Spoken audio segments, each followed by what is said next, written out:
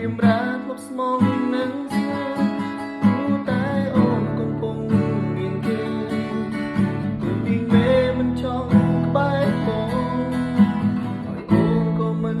ដែលគិតការឈឺចាំវាលំបាកយ៉ាងណាអូនជាមនុស្សដែលបងស្រឡាញ់ចាចេញទៅទាំងគ្នាទាំងខ្លួនខ្លួនអូនជាមនុស្សរងខា